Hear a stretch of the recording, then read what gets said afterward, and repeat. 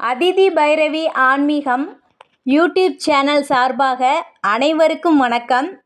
நாளை கிருத்திகை நட்சத்திரம். கிருத்திகை நட்சத்திரம் என்றாலே நம் நினைவுக்கு வருவது முருகப்பெருமான் தான். ஏனென்றால் கிருத்திகை நட்சத்திரத்திற்கு உரிய தெய்வம் முருகப்பெருமான். இப்படி நாளை கிருத்திகை நட்சத்திரம் வருகிறது. விரதம் இருப்பவர்கள் நாம் எந்த மாதிரி விரதமிருந்து முருகனை வழிபாடு செய்ய வேண்டும்? இந்த மந்திரத்தை முருகனை நினைத்து நீங்கள் சொல்லுங்கள். நிச்சயமாக அவருடைய அருள் பரிபூரணமாக நமக்கு கிடைக்கும். நிச்சயமாக ஒவ்வொரு மாதத்திலும் முருகப்பெருமானுக்கு உரிய இந்த கிருத்திகை நட்சத்திரம் வரும். நீங்கள் கேலண்டரை பார்க்கும்போதே தெரியும். எல்லா மாதத்திலுமே இந்த கிருத்திகை நட்சத்திரம் வரும். கிருத்திகை நட்சத்திரம் என்றாலே முருகப்பெருமான் தான். முருகப்பெருமான் என்றால் கிருத்திகை நட்சத்திரம்தான்.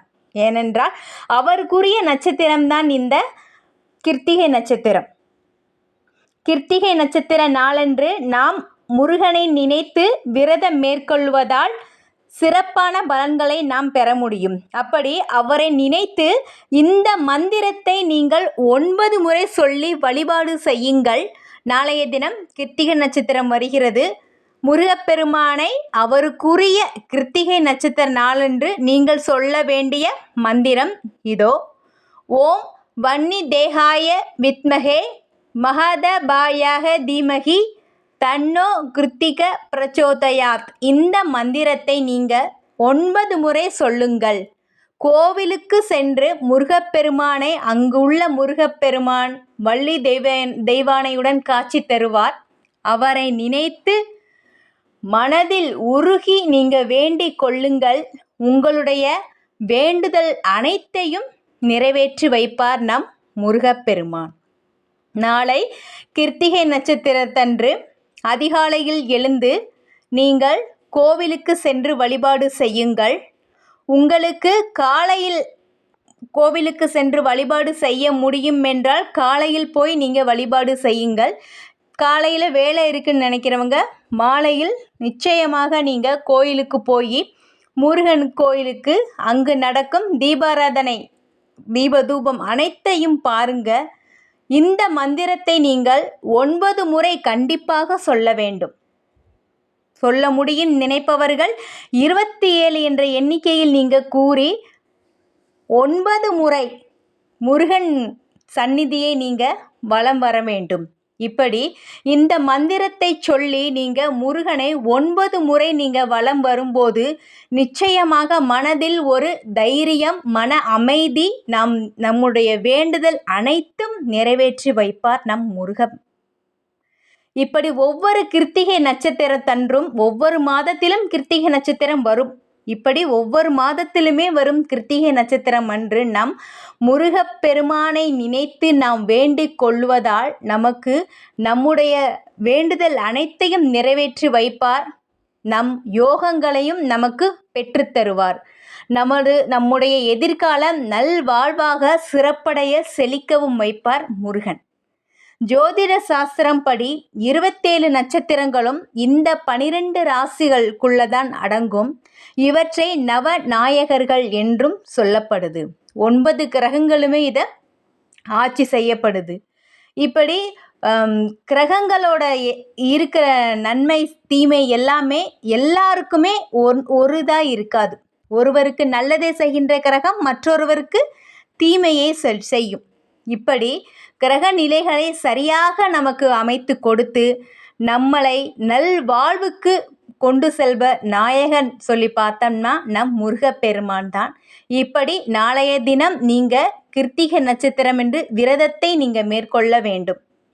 கிருத்திகை நட்சத்திரத்தன்று விரதமிருந்து முருகப்பெருமானை வழிபாடு செய்பவர்கள் நிறைவான அறிவு, நிலையான செல்வம், நீண்ட ஆயுள் அனைத்தையுமே கிடைக்கப்பெறும். அன்பும் பண்பும் நிறைந்த வாழ்க்கை துணை அமையும்.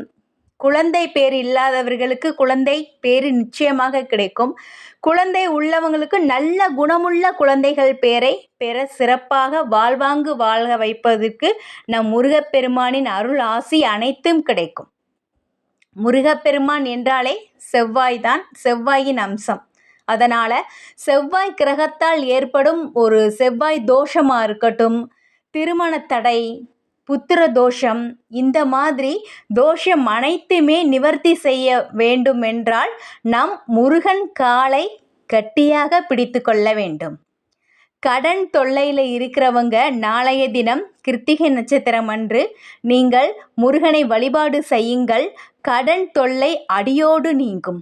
நம்பிக்கையுடன் மனமுருக பிரார்த்தனை செய்தால் சகல நன்மைகளையும் நாம் பெறலாம். நாளை கிருத்திகை நட்சத்திரம் சிவராத்திரி போல்தான் இரவில் நாம் தூங்காமல் நாம் கந்த சஷ்டி கவசம் படிக்கலாம். முருகப்பெருமானுக்குரிய போற்றுகளை நாம் படிக்கலாம். இந்த மாதிரி அவரை நினைத்து நாம் வழிபாடு செய்வது நல்லது. மறுநாள் ரோஹிணி நட்சத்திரம் வருது. காலையில் மீண்டும் எழுந்து நீராடி நம்ம நார்மலாக முருகப்பெருமானுடைய பாடல்கள் எல்லாம் கேட்டு நம்ம இருக்கலாம். நாளைய தினம் நாம் அன்னதானம் செய்தால் நல்ல ஒரு அமைப்பு நமக்கு ஏற்படும். ஆலயங்களில் நடைபெறும் அபிஷேக ஆராதனை பூஜை எல்லாத்துலேயுமே நம்ம பங்கு கொண்டு நம்ம இருக்கிறதுனால முருகனின் அருளை நாம் பெற முடியும். இப்படி கிருத்திகை நட்சத்திரத்தில் மட்டும் நாம் தாராளமாக நாம் தானம் செய்கிறது நிச்சயமாக எஜமானன் மாதிரி வாழ்க்கை அமையும். எல்லாமே நமக்கு வம்ச பரம்பரை அனைவருமே அளவற்ற நன்மைகளை அடைய செய்வார் நம் முருகப்பெருமான். இவ்வளவு பெருமை வாய்ந்த கிருத்திகை நட்சத்திரம் நாளை வருகிறது. இவ்வளவு சிறப்பு பெற்ற கிருத்திகை நட்சத்திரத்தை நாம் தவற விடலாமா? நிச்சயமாக நாளை வரக்கூடிய கிருத்திகை நட்சத்திர நாளன்று முருகப்பெருமானை கோவில்களில் வழிபாடு செய்வது மிகச்சிறந்த பலன்களை கொடுக்கும். கோவிலுக்கு போக முடியாதவர்கள் வீட்டிலேயே நீங்கள் வழிபாடு செய்யுங்கள். முருகனின் துதியை போற்றுவோம், துன்பம் இல்லாமல் நன்மையை பெறுவோம். வேல்வேல் முருகா, வெற்றிவேல் முருகா, கந்தனுக்கு ஹரோகரா.